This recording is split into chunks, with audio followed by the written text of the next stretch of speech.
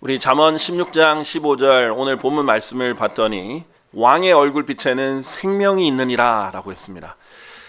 당연히 이제 잠언 16장 15절 역사적으로 보면요, 일반적인 왕들에게도 해당이 될 수 있겠죠. 일반적인 왕, 특히 권위가 있는 자에게는 권위 있는 자가 자기 얼굴을 드러내면서 은혜를 베풀면 거기에는 생명이 있는 것이죠. 예전에 보면 왕이 생사 여탈권을 가지고 있었다라고 되어 있습니다. 왕이 원하면 그 사람 사는 것이고요, 왕이 원하지 않으면 죽는 거예요. 그렇죠? 왕이 곧 법이었습니다. 절대 권력자였죠. 네부카드네자르, 성경에서 나오는 네부카드네자르도 세속사에서 굉장히 유명한 사람인데, 그 사람 또한 자기가 만든 것에 경배하면 살겠고 아니면 내가 용광로에 집어넣겠다, 그냥 즉결 용광로에 집어넣을 수 있는 권한이 있었던 거죠. 그러니까 그만큼 권위가 있는 자의 은총은 이런 것과 같다, 은혜는 이런 것 같다, 생명이다, 이렇게 표현을 한 거예요. 그리고 왕이 은총을 베풀면 나중에 내리는 비구름처럼 막 살아날 수 있는 그런 은총이 되는 거죠. 하지만 아주 직접적으로 우리 그리스도인에게 와닿는 것은, 우리가 지금 대통령이 그런 권한을 가지고 있는 건 아니잖아요. 우리가 지금 왕권에 살고 있는 건 아니니까 우리에게 가장 직접적으로 다가오는 것은 만왕의 왕이신 하나님의 얼굴빛에는 생명이 있다라는 겁니다. 여러분, 인간 왕도 왕의 권한을 가지고 있을 때는 사람들의 생사를 마음대로 할 수 있는 권한이 있었고 그런 권력이 있었는데, 만왕의 왕이시는 하나님은 오죽 더 하시겠습니까? 그렇죠? 사실 여러분이 하나님의 은혜롭고 자비로우시니까 그렇지, 사실 너무 우리가 하나님을 막대할 때가 있어요. 하나님 너무 두려우신 분이고 사실 하나님은 엄청난 권한을 가지고 있는 분이에요. 그분이 얼굴빛을 비춰주시면 우리에겐 생명이 있는 겁니다. 자, 그래서 우리의 물리적 생명뿐만 아니라 영적 생명도 모두 사실 하나님이 은혜를 베푸시느냐 안 하느냐 여기에 달려 있거든요. 그래서 오늘 이 얼굴빛과 관련해서 또 성경적으로 좀 한번 살펴보려고 합니다. 우리 출애굽기 33장을 보시면요, 오늘 출애굽기 33장과 34장이 좀 메인 본문이라고 보시면 되겠습니다. 출애굽기 33장과 34장에 보면 모세가 이제 하나님의 얼굴을 보고 싶어하는 장면이 나옵니다. 출애굽기 33장 18절에서 20절을 먼저 보실게요. 출애굽기 33장 18절에서 20절을 보시면요, 이에 모세가 말씀드리기를 제가 당신께 간청하오니 당신의 영광을 제게 보여주소서라고 합니다. 모세가 지금까지 하나님과 대면해서 얘기를 많이 했거든요. 그런데 지금까지 하나님과 대면해서 얘기했을 때는 주의 천사라는 하나님의 그 현현과 대면한 거예요. 그래서 성경에 보면 약간 모순되어 보이는 구절들이 존재합니다. 성경에서 사람이 하나님을 보았다라는 구절도 있어요. 모세가 하나님을 보았다. 삼손의 아버지도 내가 하나님을 보았다. 그 다음에 야곱도 하나님과 씨름했다. 이런 장면이 있단 말이죠. 그런데도 불구하고 성경은 아무도 하나님을 본 적이 없다라고 말합니다.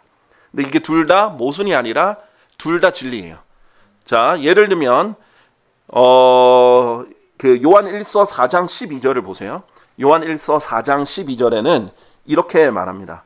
어느 때에도 하나님을 본 사람은 아무도 없느니라. 아주 강력하게 말하죠. 그 어느 때에도, 지금 요한 1서 4장 12절이 기록될 당시는요, 사도 요한이 제일 마지막으로 성경을 기록한 사람이잖아요. 그러니까 요한복음, 요한 1, 2, 3서, 요한계시록이 가장 마지막에 기록된 책들인데, 그러니까 거의 마지막 부분에 이미 이제 성경이 완성될 시점에 이미 얘기하는 거예요. 예수님이 돌아가신 지도 이미 한 60년 정도 지난 시점이에요. 그런데도 어느 때에도 하나님을 본 사람은 아무도 없다라고 얘기해요. 그러니까 하나님의 그 본체는 아무도 본 적이 없는데, 하나님이 인간이 볼 수 있는 형태로 현현을 하셨어요. 그게 주의 천사라는 모습이죠. 그래서 천사의 모습으로 주의 현현으로 나타날 때는 본 적이 있어요. 그래서 모세가 지금껏 가시덤불에서도 하나님을 그렇죠, 만났잖아요. 그래서 얘기했는데 사실 주의 천사라고 나와 있거든요. 그래서 모세가 더 직접적으로 얘기하는 방법이 뭐냐면 주의 영광을 제게 보여주소서라고 말하는 거예요. 하나님이 이것을 어떻게 이해를 하셨냐면요, 20절에 보시면 이어서 그분께서 말씀하시기를 너는 나의 얼굴을 볼 수 없느니라. 지금 영광을 보여주소서 했는데 너는 나의 얼굴을 볼 수 없느니라 라고 대답하신 거예요. 즉 모세가 요구하는 게 하나님의 그 영광 가운데 있는 하나님의 본체의 얼굴을 보고 싶다는 거예요. 그런데 왜 못 본지 하나님께서 얘기하시는 게 뭐냐면 이는 나를 보고도 살아남을 사람이 아무도 없기 때문이라. 아무도 살 수 없기 때문이에요. 영광 가운데 있는 하나님 본체의 얼굴을 보면요, 그 빛이 너무 강렬해서 사람이 살아있을 수 없습니다. 핵 폭탄이 터지면요, 너무나 강렬한 열기와 빛이 비춰지죠. 방사선도 어마어마하게 비춰지죠. 핵폭탄이 터지는데 그 앞에 똑바로 서서 살아있을 수 있는 사람이 얼마나 있겠습니까? 근데 예수님께서 바울에게 나타났을 때 바울이 해의 강체보다 더 강렬한 빛이었다 라고 얘기를 해요. 그래서 바울이 어떻게 됩니까? 눈이 멀어버리죠. 그런 장면을 통해서 우리가 알 수 있는 것은 우리가 하나님의 본체는 볼 수 없는 거예요. 그래서 아무도 하나님 그 자체는 본 적이 없는 겁니다. 자, 그런데 이렇게 하나님께서 어떤 다른 방법으로 이 모세가 그래도 영광의 일부라도 볼 수 있는 방법을 허락해 주신 겁니다. 일단 19절에 보시면요, 그러자 그분께서 말씀하시기를 내가 나의 모든 선함을 내 앞에 지나가게 하겠으며 내가 너의 앞에서 주의 이름을 공포하겠노라. 그리고 내가 은혜롭게 될 자에게 은혜롭게 되겠고 내가 자비를 보일 자에게 자비를 보이겠노라. 모세는 어느 정도 자격을 갖춰서 영광의 그 편린이라도 일부라도 보게 허락해 주셨어요. 그래서 21절부터 23절에 보시면요, 하나님이 조치해 주신 방법이 이겁니다. 이어서 주께서 이같이 말씀하셨느니라. 보라, 내 옆에 한 장소가 있으니 너는 한 바위 위에 설지니라.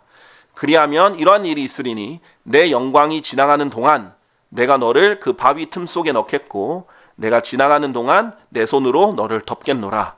그런 다음에 내가 나의 손을 거두겠으니 너는 나의 뒷부분들을 보리라. 그러나 나의 얼굴은 보이지 아니하리라 라고 했어요. 얼굴 그 정면으로는 못 보는데 그 뒷모습이라도 일부 보겠다. 그러나 그것 또한 너무 영광스러워서 모세가 그 영광을 보고 나왔을 때 모세 얼굴이 빛이 납니다. 그래서 영광과 빛은 아주 밀접한 관계가 있습니다. 그래서 주의 얼굴빛 얘기했을 때 하나님의 영광과 관련이 있다라고 보시면 되겠습니다. 그래도 모세가 이러한 영광을 얻은 거예요. 자, 그런데 요한복음 1장 18절, 제가 오늘 이 출애굽기 33장 18절에서 23절에 보면요, 성경을 아시는 분들은 여기서 예수님이 여러 번 등장한다는 것을 알게 될 거예요. 여기에는 주인공이 예수님이라는 걸 알게 될 겁니다. 보세요. 요한복음 1장 18절에 보면 아까 요한일서 4장 12절처럼 동일한 말을 합니다. 어느 때나 하나님을 본 사람은 아무도 없으나, 근데 여기서 끝나지 않고 없으나 아버지의 품 안에 계시는 독생자 곧 그분께서 아버지를 분명하게 밝히셨느니라 라고 얘기해요. 아무도 하나님의 본체의 그 영광 가운데 계시는, 셋째 하늘의 그 영광 가운데 계시는 하나님의 본체를 본 적은 없는데 우리가 제일 가깝게 본 분이 뭐냐면 예수 그리스도예요. 아버지의 품 안에 계시는 독생자 예수님이죠. 예수님께서 아버지를 분명히 밝히셨다라는 거예요. 그래서 예수님은 이 세상에 빛으로 오셔서 아버지를 밝혀주신 거예요. 인간이 받아들일 수 있는 모습으로, 인간의 모습으로 아버지를 밝히기 위해서 나타나신 거예요. 그래서 인류 역사상 최초로 하나님을 사람들이 보게 됐습니다. 그게 예수 그리스도죠. 자, 그래서 고린도후서 4장 4절은 이 예수님을, 지금 예수님이 이 땅에는 없잖아요. 그럼에도 불구하고 우리가 예수 그리스도의 복음을 전하면 무엇을 전하는 거냐? 영광스러운 복음의 빛을 전하는 거다라고 말해요. 이 세상의 신이 그들 안에 믿지 않는 자들의 생각들을 가렸으니 하나님의 형상이신 그리스도의 영광스러운 복음의 빛이 그들에게 비치지 않게 하려는 것이라. 그런데 필사적으로 이걸 막으려는 자가 누구예요? 사탄이죠. 자, 빛을 막으려면 어둠, 그것도 진한 구름 같은 것들로 빛을 가리는 거죠. 그래서 이 영광스러운 복음의 빛을 못 비치게 하는 게 사탄의 역할인데, 우리가 복음을 전하면, 예수님을 전하기만 하면 영광스러운 복음의 빛을 전하는 것이다 라고 얘기를 해요. 여기에 생명이 있는 겁니다. 이 영광스러운 복음의 빛이 전해지면 영원한 생명을 이 사람들이 얻게 되는 거예요. 왕의 얼굴 빛에는 생명이 있는데 이 만왕의 왕이신 예수 그리스도의 복음에 영광스러운 복음의 빛이 비춰지면 사람은 영원한 생명을 얻는 것입니다. 그래서 우리가 지금 이 하나님의 영광을 물리적으로는 보지 않죠. 근데 어떻게 보느냐면 믿음으로 보는 거예요. 그래서 우리 성경에서 보면 우리가 믿음으로 살아가고 보는 것으로 살아가지 아니하느니라 했죠. 예전에 구약 때 모세는 놋뱀을 매달아서 보면 살리라 라고 했어요. 근데 예수님이 바로 그걸 인용하면서 모세가 놋뱀을 올려서 놋뱀이 들어 올려진 것 같이 인자도 들어 올려져야 하리라 하면서 그 유명한 요한복음 3장 16절이 나오는 거예요. 구약 때는 보면 살리라, 눈으로 보았고 육체의 생명을 얻었다면 너는 나를 이제 믿어서 영원한 생명을 얻어라. 하나님께서 세상을 이처럼 사랑하셨기 때문에 하면서 쭉 설명하시는 거예요. 자, 우리가 지금 신약에서는 눈으로 보는 게 아니라 믿음으로 보는 거죠. 그래서 믿음으로 이 예수 그리스도의 영광스러운 복음의 빛을 볼 수 있게 해주셨어요. 예수님이 나타나심으로써. 자, 그런데 이 출애굽기 33장 21절에서 23절 보시면요, 여기에 하나님께서 모세에게 준 방편이 있죠. 구약시대에 볼 수 없는 하나님을 볼 수 있게 해줬던 방편이 하나가 있었어요. 뭐냐면 바위가 있었잖아요. 이 바위에 서라는 거예요. 그런데 이 하나님의 영광이 지나가는 동안 내가 너를 그 바위 틈 속에 넣겠다. 그리고 내 손으로 너를 덮겠다 라고 하면서, 그러고 손을 지우면 나의 뒷부분들을 본다라고 얘기를 했어요. 여기서 등장하는 바위가 바로 예수 그리스도입니다. 바위 영어로 rock이죠. 이것을 이제 우리 건축 용어로는 반석이라고 합니다. 반석, 그렇죠? 건축에서는 이 반석이라는 용어로 써야 되기 때문에, 그래서 고린도전서 10장 4절에 보면 모두가 동일한 영적 음료를 마셨느니라. 이 출애굽 당시, 모세의 당시를 얘기하면서 이는 그들이 자신들을 따라온 그 영적 반석에서 나온 것을 마셨기 때문이라. 어떻게 했어요? 모세가 이 광야에서 마실 것이 없는 이스라엘 사람들에게 물을 줄 때 하나님의 명령에 의해서 바위를 쳤죠. 그랬더니 거기서 물이 나왔어요. 그랬더니 그런즉 그 반석은 그리스도셨느니라 라고 얘기를 합니다. 지금 신약에서는 이 영적인 부분을 우리에게 설명해 주고 있는 거예요. 사실 물리적인 반석을 쳐서 물리적인 물이 나왔지만 사실 거기에 있는 반석은 예수 그리스도 쳤다라는 걸 보여줍니다. 지금 모세가 그 하나님의 영광을 뒷모습이라도 보려면 바위에 서 있다가 하나님께서 그 바위의 틈 사이에 넣겠다라고 했죠. 근데 바위가 왜 틈이 생겼을까요? 바위를 내리쳤으니까 틈이 생겼죠. 우리가 예수 그리스도 안에서 이 영광스러운 복음의 빛을, 감히 볼 수 없는 우리가 영광스러운 복음의 빛을 보고 믿음으로 보고 구원을 받고 영원한 생명을 얻을 수 있었던 이유는, 유일한 이유는 예수 그리스도께서 우리를 위해서 그 몸이 찢겨지셨기 때문이에요. 우리를 위해서 내리침을 당하셨고 우리를 위해서 그 몸이 쪼개지신 거예요. 그렇기 때문에 우리가 이 영원한 생명을 값없이 감히 볼 수 없는 그분을 영광스러운 복음을 받아들일 수 있게 되었습니다. 자, 여기도 예수 그리스도가 등장하는 거예요. 그런데 19절에, 출애굽기 33장 19절에 보면 내가 나의 모든 선함을 내 앞에 지나가게 하겠다. 하나님의 선하심도 한마디로 하면 예수 그리스도입니다. 성경의 많은 부분에서 그렇게 나와 있죠. 그리고 내가 너의 앞에서 주의 이름을 공포하겠노라. 하나님의 이름 중에 하나도 우리 말씀, 하나님의 말씀이라고 불리시는 예수 그리스도가 되십니다. 그리고 내가 은혜롭게 될 자에게 은혜롭게 되겠고 내가 자비를 보일 자에게 자비를 보이겠노라. 우리가 은혜와 자비를 풍성하게 받을 수 있었던 이유도 예수 그리스도를 통해서입니다. 모세에게는 부분적으로 허용되었던, 이런 예표적으로 허용되었던 것이 우리에게는 예수 그리스도를 통해서 풍성하게 적용이 되는 것이죠. 자, 출애굽기 이제 34장 5절에서 9절 한번 보시겠어요? 다음 장이죠. 출애굽기 34장 5절에서 9절 보시면요. 그러자 주께서 구름 가운데 내려오시어 그와 함께 거기에 서서 주의 이름을 공포하셨더라. 그리고 주께서 그의 앞을 지나가시며 이같이 공부하셨느니라. 주로다 자비가 많고 은혜로우며 오래 참고 선함과 진리가 풍부한 주 하나님이로다.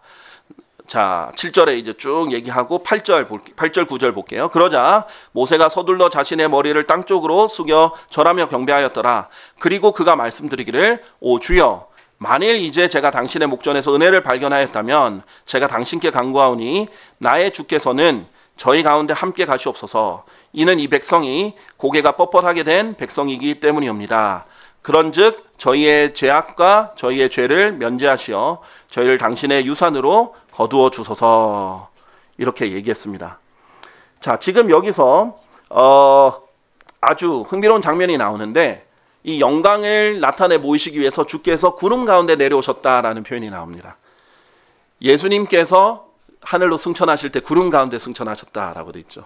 그러면서 이 제자들에게 천사들이 뭐라고 말했냐면 너희가 본 그대로 내려오실 거다. 다시 오실 거다 얘기합니다. 예수님께서 재림하실 때도 구름 가운데 구름과 함께 내려오십니다. 자, 이때 내려오셔서 이렇게 공포하고 이러는 모습도 구약 때 예수 그리스도, 이제 영어로는 세오판이라고 하거든요. 이제 성육신 이전의 예수 그리스도의 모습을 볼 수 있습니다. 자, 그런데 여기서 더 놀라운 장면이 뭐냐면요. 9절에 이렇게 말합니다. 오 주여 라고 말하면서 뭐라고 하냐면은 나의 주께서는 저희 가운데 함께 가시옵소서 이렇게 요구를 하는데 지금 주님께 그 간구를 하는데 또 주님이 저희 가운데 함께 가시라고 간구를 하는 거예요. 이걸 조금 더 적나라하게 말하면 주님, 나의 주께서 저와 함께 하도록 허락해 달라고 이렇게 요청을 하는 거예요. 근데 여기서 두 명의 주가 등장하는 거예요. 자, 뭐냐면 지금 기도의 대상으로 주여와 또 함께 갈 주를 구하는 겁니다. 이게 어떤 것과 비슷하냐면요. 시편 우리 110편 10절에 110편 1절에 보면 예수님이 자주 인용하셨던 장면이 나옵니다. 시편 110편 1절을 예수님이 자주 인용을 하셨는데 그것으로 자신의 정체성에 대해서 설명을 하셨어요. 시편 110편 1절. 다윗의 시편인데 다윗이 이렇게 하나님께 기도합니다. 주께서는 나의 주께 말씀하시기를 너는 올 때까지 너는 내가 너의 원수들을 너의 발등상으로 삼을 때까지 나의 오른편에 앉아 있으라 하셨나이다. 주께서 나의 주께 말씀하셨다라고 얘기하죠. 자, 두 주 다 하나님이에요. 그런데 구체적으로는 아버지 하나님께서 아들 하나님께 얘기를 한 거죠. 마찬가지입니다. 여기서 출애굽기 34장 9절에도 두 주가 등장하는데 아버지의 하나님께 아들 하나님이 우리 가운데 함께 가게 해달라고 요청을 하는 장면인 거예요. 자, 그래서 구름 가운데 함께 내려오셨고 그 다음에 이 이후에도 계속 이스라엘과 광야에서 함께 하신 분이 있거든요. 성경에서 주의 천사라고 하는 그분, 예수님께서 늘 함께 하셨던 거예요. 자, 여러분은 어떻게 하나님께 은혜를 받을 수 있느냐?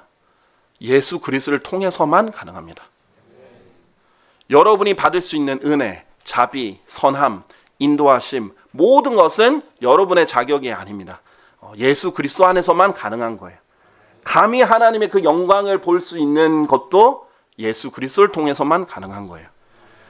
그리고 하나님이 여러분에게 은혜를 베푸셔서 항상 함께 할 수 있는 것도 예수 그리스도를 통해서만 가능한 겁니다. 자, 그래서 출애굽기 34장 뒷부분 29절에서 35절 한번 볼게요. 29절에서 35절. 그리고 모세가 두 증언판들을 모세 손에 들고 시나이 산에서 내려왔을 때 이러한 일이 있었으니 그가 그 산에서 내려왔을 때 모세는 자신이 그분과 대화하는 동안 자기 얼굴 피부가 빛난 것을 알아차리지 못하였더라. 자기는 몰랐죠. 워낙 밝은 빛과 같이 대화를 했기 때문에. 근데 내려오면서 보니까 이제 빛이 나고 있었는데 몰랐던 겁니다. 자, 30절에 보면요.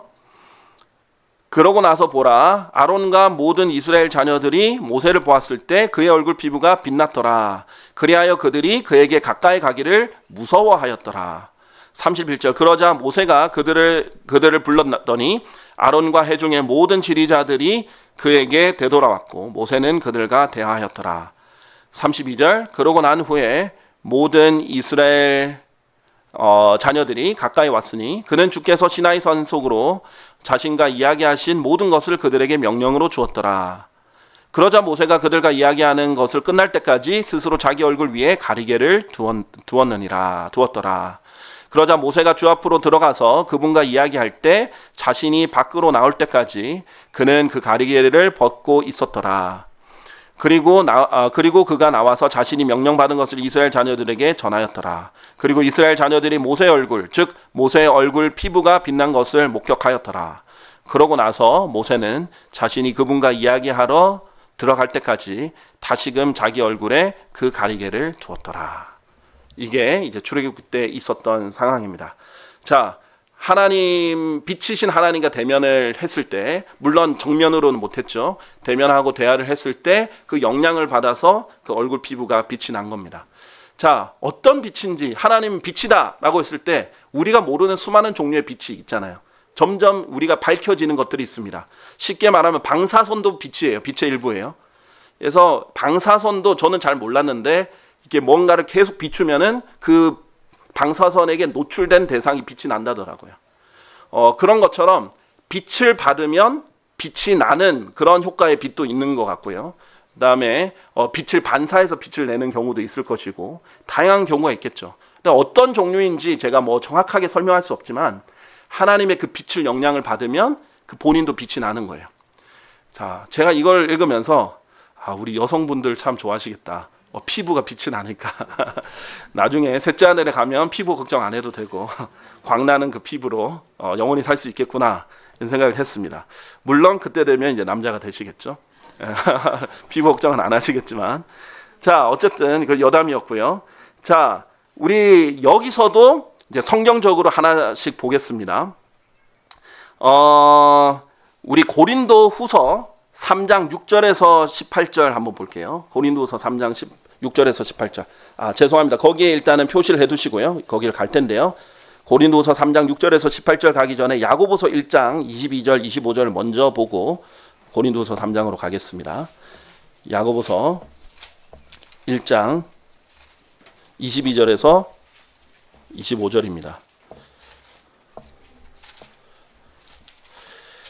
자, 우리가 지금까지 이제 예수 그리스도에 대해서 이렇게 설명을 했어요. 그리고 모세가 엄청난 이제 영광을 받은 것도 우리가 알겠습니다. 그런데 여기서 그친다면 그냥 구약 스토리예요. 우리에게 어떻게 적용해야 될 것인가 라는 것을 좀 보겠습니다. 야고보서 1장 22절에서 25절을 보면요.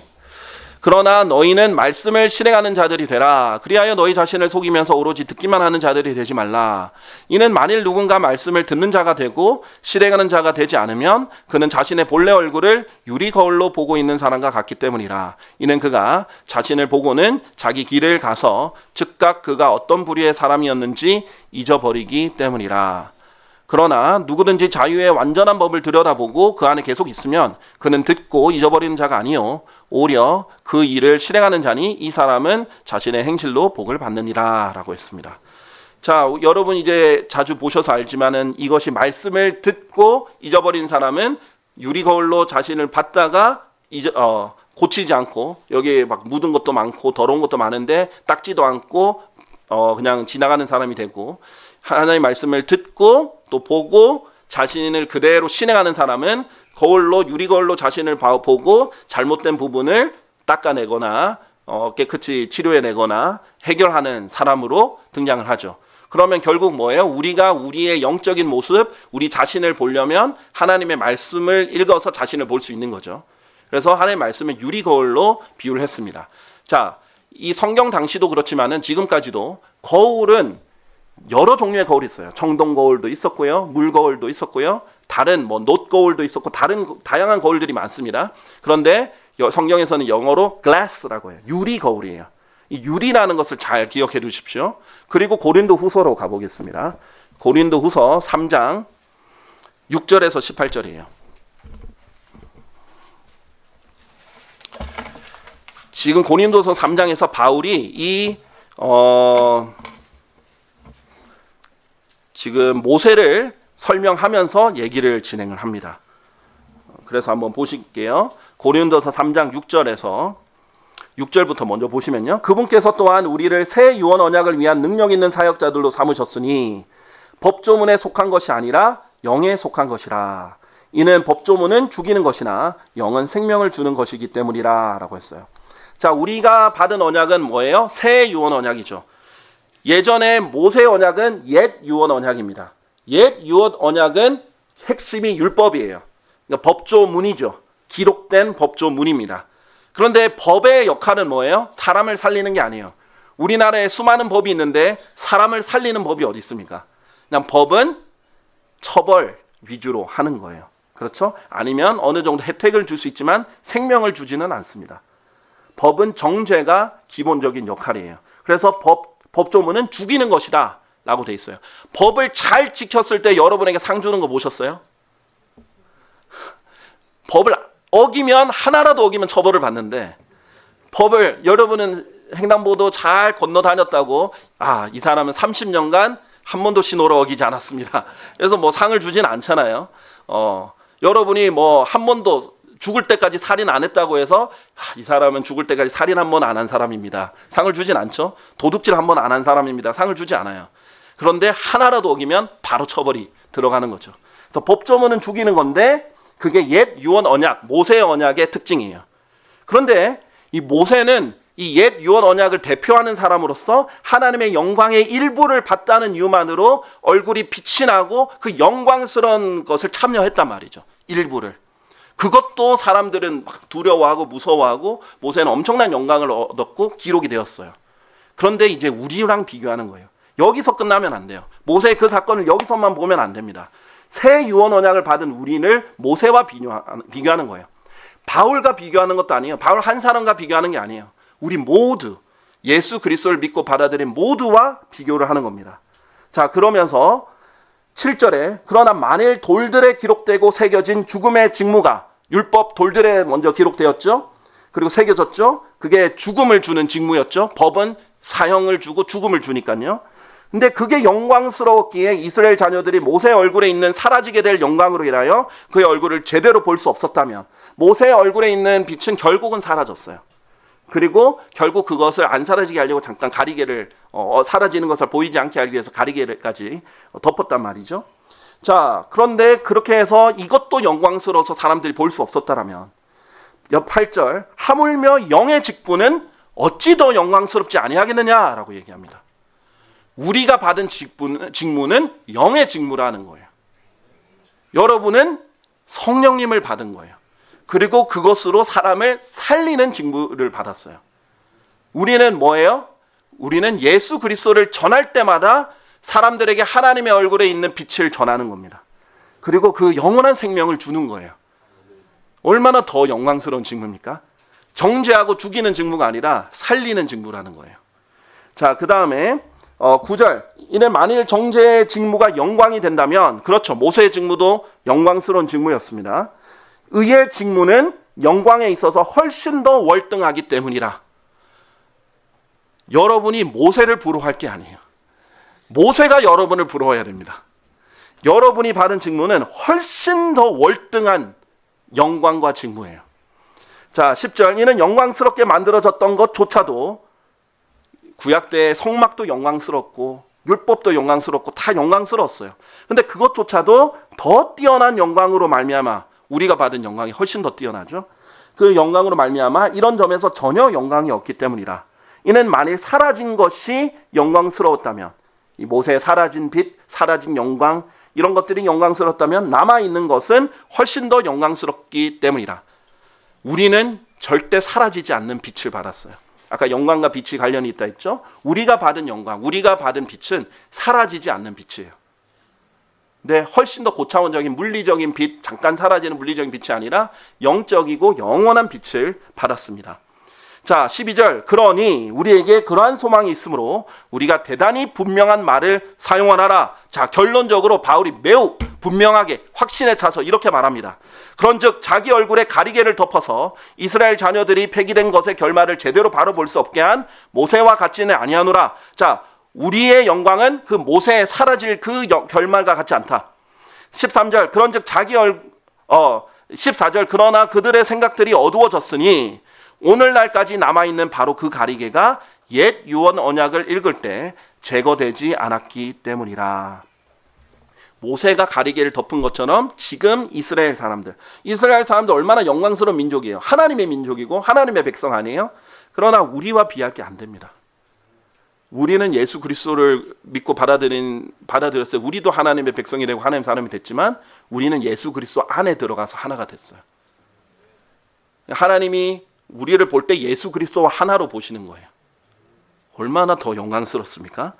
15절 그런데 이스라엘 사람들 아직도 가리개가 덮여 있어가지고 신약을 이해를 못해요. 안 받아들이니까. 마음을 열어야 또 이 가리개를 벗겨내야 예수 그리스도를 믿어야 모든 이 신약에 있는 내용들을 알 수 있는데 지금 하나님의 백성인 이스라엘은 성경을 제일 모르는 민족이 돼버린 거예요. 이 고집 때문에 자기 의를 붙잡고 우리가 하나님의 선민이다. 이런 자기 의와 고집과 그리고 예수 그리스도를 거부하는 그런 것 때문에 가리개가 덮여서 아직 성경을 제일 모르는 민족인 거예요. 구약을 배우려고 그 이스라엘에 가서 히브리 대학을 다니는 사람들이 제일 불쌍해요. 그 사람들한테 뭘 배우겠다는 거예요. 잘 모르는 사람들인데, 그렇죠? 히브리어를 안다고 여러분이 성경을 더 잘 알게 되는 것 같습니까? 절대 그렇지 않습니다. 그거 속임수예요. 히브리어 얘기하면 여러분 못 알아들으니까 여러분 바보로 만들어서 자기가 더 잘 아는 것처럼 말하려는 거예요. 우리는 우리 언어로 기록된 성경이라도 잘 읽고 연구하고 믿고 공부하면 훨씬 더 많이 알게 되는 거예요. 왜? 누가 성경을 알려주는 거예요? 성령님이 알려주는 거지 히브리어가 알려주는 게 아닙니다. 어차피 지금 이 시대에 히브리어를 제대로 잘하는 사람 아무도 없어요. 고대 히브리어, 모세가 썼던 히브리어는 지금 아무도 똑같이 쓰고 있지 않습니다. 자, 15절. 그러나 오늘날까지도 모세의 글이 읽혀질 때면 구약이죠. 구약 성경이죠. 그 가리개가 그들의 마음을 덮고 있느니라. 마음이 문제예요. 16절. 그럼에도 불구하고 그들의 마음이 주께로 돌아설 때 그 가리개는 제거되리라. 민족적으로 지금 눈이 멀었지만 한 명이라도 한 사람 바울도 유대인이었잖아요. 한 사람이라도 돌이키면 그 가리개는 얼마든지 마음만 돌이키면 제거될 수 있는 거예요. 자, 17절. 이제 주께서는 그 영이시라. 그런즉 주의 영이 계신 곳에는 자유가 있느니라. 여러분이 받은 이 영이 예수 그리스도의 영이에요. 그러나 우리 모두는 얼굴을 드러낸 채, 자, 그래서 우리는 막 이 신부가 면사포 쓰듯이 이렇게 가려져 있는 게 아니라 얼굴을 활짝 드러낸 채 주의 영광을 보고 있다라고 돼 있어요. 지금 모세가 못 봤던 주의 영광을 보는 거예요. 그런데 우리는 유리로 본다라고 돼 있어요. 아까 유리 거울 설명했죠? 하나님 말씀이 뭐로 설명됐다고요? 유리 거울로 설명됐죠. 우리는 이제 주의 영광을 뭐로 보느냐? 유리로 본다. 그러면 어떻게 되느냐? 영광에서 영광에 이르는 동일한 형상으로 변화되나니 바로 주의 영으로 말미암은 것이니라. 성령님께서 하나님의 말씀인 유리를 통해서 우리가 하나님의 영광을 바로 볼 수 있게 하는 거예요. 우리는 저차원적인 물리적인 빛이 아니라 훨씬 더 고차원적인 영적인 빛을 하나님의 말씀을 통해서 보는 거예요. 그런데 이렇게 되면 어떻게 해요? 이 모세가 그 물리적인 영광의 빛을 조금이라도 봤을 때 얼굴에 빛이 난 것처럼, 영광스럽게 된 것처럼 우리는 훨씬 더 큰 영광으로 이르는 거예요. 그래서 영광에서 영광에 이르는 동일한 형상으로 예수 그리스도의 형상으로 변화됩니다. 그래서 여러분이 그 영적인 새 사람 다 태어났잖아요. 여러분 다 다시 태어난 사람이에요. 여러분이 뭐 연수가 오래됐든 적게 됐든 믿음 생활을 얼마나 했든 다 여러분에겐 새 사람인 영적인 사람이 있습니다. 이 사람이 점점 예수님과 동일한 형상으로 변화될 수 있다는 거예요. 어떻게? 하나님의 말씀으로. 하나님의 영광을 점점 더 받아들일수록 더 영광스럽게 된다는 거예요. 더 아름다운 모습으로 변화가 된다는 거예요. 성령님이 그렇게 해주신다는 겁니다. 그러니까 지금 우리에게 실질적으로 적용할 건 뭐예요? 우리가 하나님의 말씀을 그렇게 볼 때 우리는 모세가 이 하나님의 뒷모습이라도 봤던 것보다 훨씬 더 영광스러운 그 영광을 받아들일 수 있다는 겁니다. 지금 여러분 손안에 주어진 하나님의 말씀이 그렇게 하나님께서 귀하게 주신 말씀이에요. 자, 여러분 모세가 부럽습니까? 저는 이 말씀을 알고 진리를 알고 나서는 모세가 부럽지 않습니다. 여러분은 훨씬 더 뛰어난 영광을 볼 수 있어요. 예수 그리스도를 통해서. 그리고 훨씬 더 직접적으로 더 자주. 모세는 단 한 번 그 영광을 잠깐 누렸어요. 그러나 여러분은 성경을 펼쳐서 성령님의 인도로 이 하나님의 영광을 언제든지 볼 수 있습니다. 그렇게 많이 그 하나님의 얼굴빛을 받으면 받을수록 여러분의 영적 생명력이 살아나는 거예요. 여러분 더 성장할 수 있어요. 우리가 왜 빵을 먹어야 육체적으로 자랍니까? 생명력을 조금씩 먹어야 되잖아요. 죽어가는 몸이잖아요. 그러니까 조금씩 뭘 먹어야 돼요. 우리는 이 영적인 양식을 통해서 계속 생명을 가지고 영적으로 성장해야 됩니다. 자, 그러면 여러분이 어느덧 예수님이 오시기 전까지 최대한 예수님과 같은 형상으로 비슷한 형상으로 변모되어 가고 있는 거예요. 어느덧 봤더니 이 사람이 예수 그리스도의 그 향기와 맛을 내는 사람이 되고 있는 겁니다. 자, 그래서 우리가 구약을 읽을 때, 와, 저 사람들은 만나도 먹었어. 야, 40년 동안 돈도 안 벌고, 막 만나도 먹고 병도 안 걸렸다 그러잖아요. 병도 안 걸렸어. 하나님 치실 때 제외하고. 와, 옷도 안 낡아졌어. 신발도 안 낡아졌네. 너무 좋겠다. 라고 생각하지 마시고, 여러분은 훨씬 더 좋은 거예요. 여러분은 하늘에서 내리는 그 만나, 결국 어떻게 됐어요? 썩어졌잖아요. 하루만 그 뒤에 남겨두면 썩어집니다. 안식일은 이틀 남겨두면 썩어져요. 그런데 하늘에서 내려온 진정한 빵은 누구였어요? 예수 그리스도입니다. 모세는 물리적인 바위 틈에 집어넣어졌어요. 근데 여러분은 예수 그리스도 안에 들어갔습니다. 여러분에는 하나님의 그 선하심의 그 결정체인 예수 그리스도 안에 있는 것이에요. 여러분, 예수 그리스도를 통해서 은혜와 자비를 풍성하게 받습니다. 예수 그리스도를 통해서 여러분은 기도할 때 응답을 받아요. 예수 그리스도를 통해서 여러분 하나님을 아버지라고 부를 수 있습니다. 여러분은 이 하나님의 말씀을 통해서 언제든지 예수님을 바라볼 수 있어요. 하나님의 영광의 빛을 매일 받아들일 수 있습니다. 여러분의 시작과 끝은 다 예수 그리스도입니다. 그래서 우리가 이 은혜, 귀한 은혜를 받은 사람으로서 예수님을 사랑하는 마음으로 이 날마다 귀한 빛을 주신 걸 정말 등한시하지 마시길 바랍니다. 너무 가치 있는 거예요. 이 하나님의 영광을 보는 그 시간이 너무 영광스러운 시간이에요.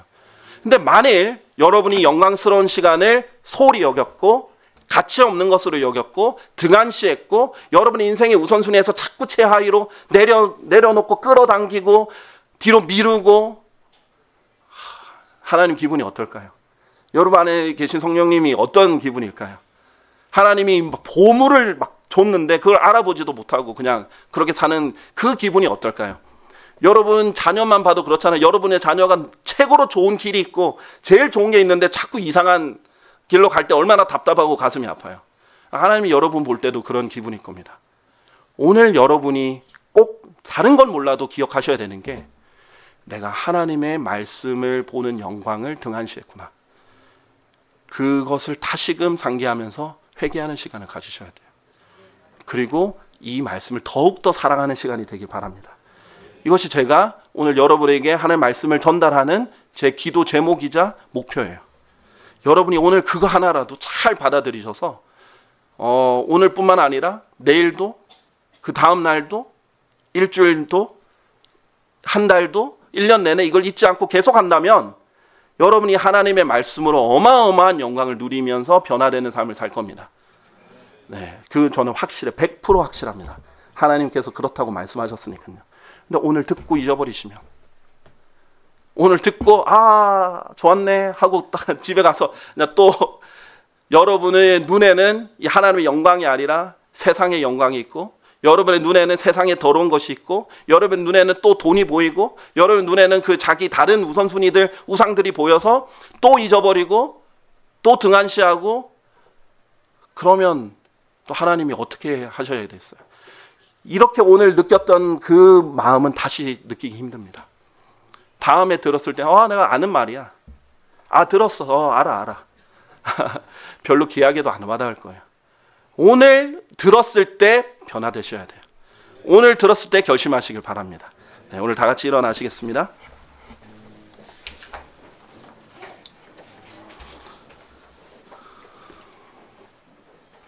찬송가 109장, 우리 찬송가 109장 갈보리산 위에 우리 찬송하시기 전에요, 우리 반주자께서 찬송가 109장 반주하실 때 여러분이 하나님께 이 말씀에 대한 반응을 보이시는 시간으로 삼으시길 바랍니다. 그냥 듣고 흘리고 지나가는 것이 아니라 깊이 생각하고 묵상하고 하나님께 진솔한 마음으로 이것을 반응을 보여드리길 바랍니다. 하나님께 진솔하게 기도하시고 하나님께 도와달라고 하시고 하나님께 자백하시고 하나님께 다시금 마음을 다잡고 결심하시는 그런 시간들이 되시길 바랍니다. 기도하겠습니다. 사랑하는 주 하나님 아버지, 주님의 그 크신 사랑과 은혜에 감사드립니다. 정말 주님의 그 그 어떠한 작은 은혜와 자비도 받기에 정말 합당하지 않은 자격 없는 저희들, 주님께서 먼저 사랑해 주시고 먼저 찾아주시고 먼저 불러주시고 저희에게 귀한 복음의 영광스러운 빛을 비춰주셔서 너무나 감사드립니다. 그래하여 정말 어둠 가운데 있고 추악하고 정말 더럽디 더러운 이 인간들을 주님께서 구원해 주셔서 자신의 자녀 삼아 주시고 새롭게 태어나게 해 주시고 새로운 옷으로 입혀 주시고 저에게 영광스러운 하나님의 빛을 보게 해 주시고 또 귀한 거룩한 하나님의 말씀을 알게 해 주시고 거짓이 난무하는 세상에서 진리를 발견하게 해 주시고 또 같이 구원받은 또 이 땅에서 정말 함께 고생하고 함께 정말 분투하고 있고 또 함께 주님의 오심을 소망하고 있는 이 그리스도인들 지체들도 주셔서 저희가 함께 기도하고 또 위로받고 또 힘내고 또 우리 주님을 함께 섬길 수 있도록 은총 베풀어 주셔서 너무나 감사드립니다. 주님, 저희 안에 들려진 하나님의 말씀은 주님께서 친히 자신의 영감으로 이렇게 저희 손에 들려주신 말씀입니다. 저희에게 저희를 내버려 두지 않으시고 또 귀한 하나님의 말씀으로 인도해 주셔서 너무나 감사드립니다. 저희가 이 모세가 받았던 영광보다도 훨씬 더 영광스러운 이 하나님의 영광을 또 하나님의 말씀으로 볼 수 있는 특권 주셔서 감사합니다. 저희가 이것을 등한시하지 않고 이것을 소홀히 하지 않고 정말 우리가 그 어느 시대에도 받을 수 없는 이 영광스러운 이 축복을 예수 그리스도 안에서 모두 누리게 해주셨는데 이것을 늘 감사한 마음으로 또 그 감격 가운데서 주님과 항상 교제할 수 있도록 주님 여기 계신 모든 성도님들과 온라인으로 함께 하시는 모든 성도님들 위해 함께 있게 해주시길 간구드립니다. 주님, 저희 참으로 부족한 사람들이지만 그래도 주님의 말씀을 통해서 점점 주님의 그 형상과 닮게 변화되고 있습니다. 주님께서 이 갈보리 침례교회 성도님들 더욱더 주님을 닮아서 은혜와 사랑과 진리가 넘치는 사람들이 될 수 있도록 주님 빚어주시길 간구드립니다. 모든 영광을 주님께 돌립니다. 감사드리며 주 예수 그리스도의 이름으로 기도드렸습니다. 아멘.